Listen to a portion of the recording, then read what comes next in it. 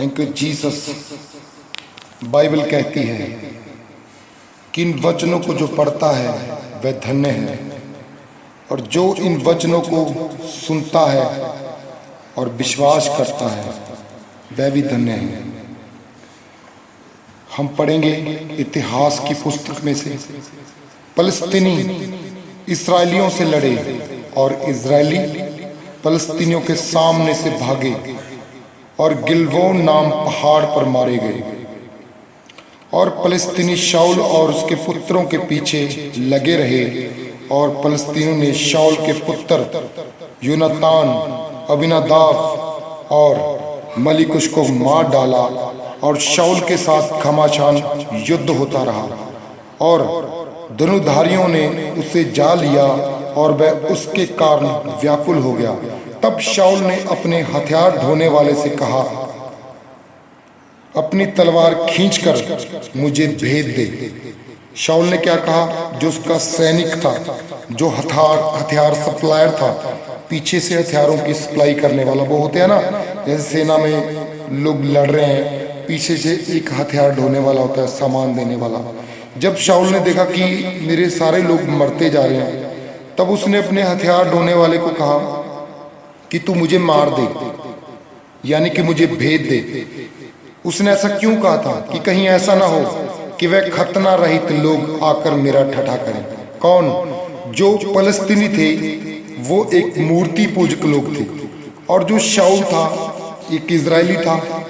पहले उनकी शरीर के अंदर एक खतना, एक निशान था, जो परमेश्वर बोलता वो मेरे लोग होंगे जिनमें वो निशान था, जब हम पुराने नियम में पढ़ते हैं, है ना।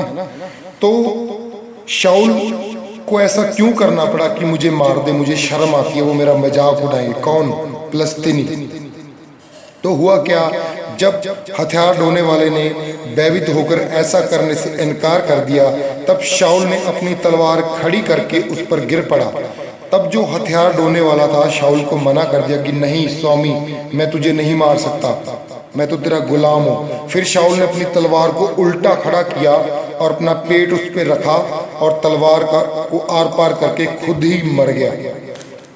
यह देखकर कि शाऊल मर गया, उसका हथियार ढोने वाला भी अपनी तलवार पर आप गिरकर मर गया। फिर जब उसने देखा कि मेरा स्वामी भी मर गया है, जो हथियार ढोने वाला था, उसका सैनिक था, उसने भी ठीक वैसा ही किया जैसा शाऊल ने किया। तलवार को खड़ा किया और अपने आप को उसके ऊपर गिराया और मारा गया।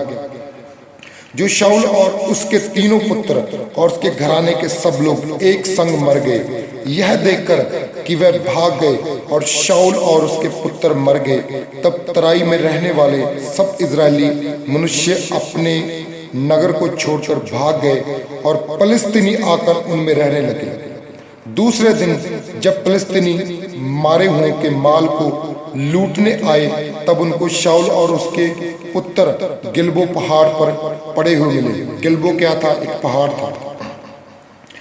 तब उन्होंने उनके वस्त्र उतार कर उनका सर भी काट लिया और उनके हथियार भी ले लिए। फलस्तीनियों के देश के सब स्थानों में दूतों को इसलिए भेजा गया कि उनके देवताओं और साधारण लोगों से यह सुसमाचार देते जाएं।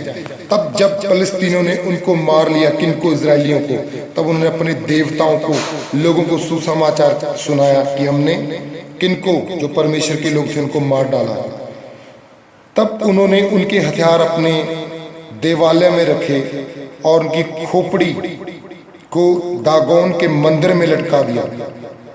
जब गिलाद के याशेज के सब लोगों ने सुना कि फलस्तीनियों ने शाऊल से क्या किया है, तब वह सब शूरवीर चले और शाऊल उसके पुत्रों की लोथों को उठाकर यावेश में ले गए और उनकी हड्डियों को यावेश में एक बांज वृक्ष के तले गाड़ दिया और 7 दिन तक अनशन किया।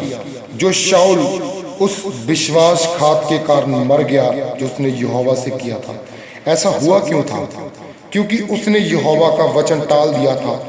फिर उसने मूर्ति पूजक करने वाले और भूत सिद्धि करने वाले से पूछकर सम्मति ले ली। उसने यहोवा से ना पूछा था, इसलिए यहोवा ने उसे मारकर राज्य को यिशै के पुत्र दाऊद को दे दिया। अब बात यहाँ भी आती है, जब हम परमेश्वर से कोई वादा करते हैं कि परमेश्वर मैं तेरे लिए ये करूँगा, लेकिन शाऊल ने ऐसा ही कुछ किया, परमेश्वर से बात की, परमेश्वर के वचनों को टाला, उसके हुक्मों को टाला। टालने के बाद भूत साधने वाले जो मूर्ति पूजक थे उनसे सम्मति की और यहोवा से धोखा किया। तब यहोवा ने उन्हीं भूत साधने वालों के हाथों से, मूर्ति पूजा करने वाले हाथों से शाऊल और उसके परिवार को मिटा डाला और शाऊल शर्म के मारे अपनी ही तलवार से खुद ही मर गया।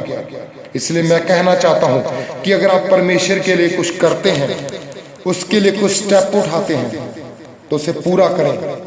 नहीं तो परमेश्वर जब अपने क्रोध में आता है तो होता क्या है, आपने वचन में सुन लिया है। सबको जय मसीह।